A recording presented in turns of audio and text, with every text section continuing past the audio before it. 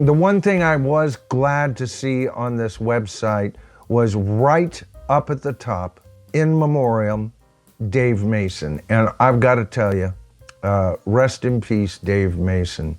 I had only one of his solo albums.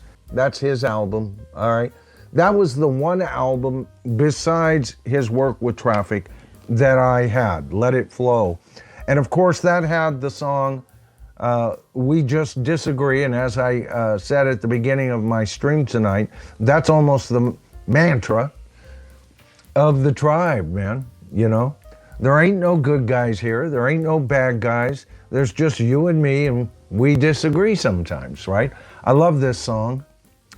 I took those words to heart. I was at a corner in my life where I could have taken a right or a left or continued to go straight. And this song was out, and it really affected me. I love this song. He also wrote Feeling All Right, which most people, is it Joe Cocker who did that one? Feeling all right, right? Yeah.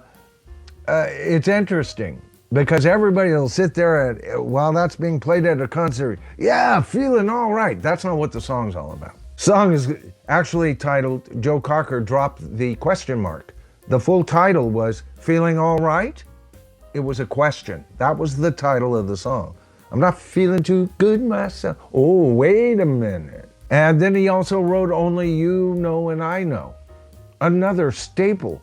So that was the one solo album. Then his work with Traffic. And, he got in there. They recorded their first album. And then he quit before it was even released. But of course, he was on the album, right? And then they went into the studio to record their second album. And they asked him to return. He came back and recorded their second album. I think that's when he went bye-bye finally.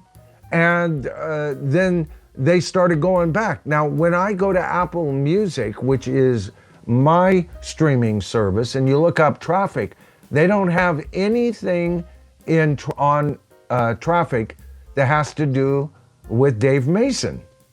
I wonder why.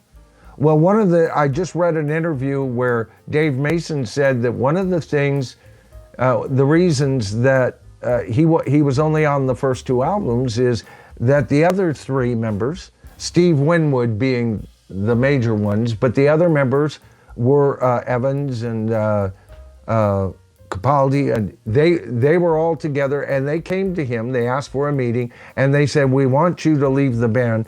We don't like your music. We don't want to play your music. They were that direct with him. He was gone. And he said part of the problem was that a lot of his material on those first two albums got more airplay than who? Steve Winwood. And Steve Winwood didn't like that. Of course, Steve Winwood could craft a great pop song as well, right? And the two of them were better together, but they were oil and vinegar and couldn't work.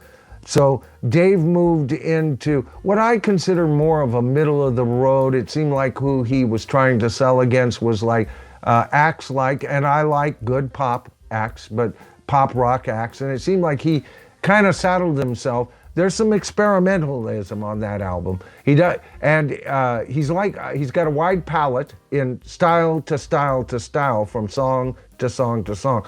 Not unlike McCartney, not quite as wide a palette as McCartney, but he was competing against Wings in those days. He was competing against Little River Band, okay, Bread, before them, and there were those real middle of the road acts, and the money for hits, radio hits, was really focused on that. And I don't think, with the exception of We Just Disagree, he had a lot of success in that. I think We Just Disagree only got to number 12. So it didn't even quite crack the top 10. I'd still give my left, see, self-censorship right there, to have a number 12 hit.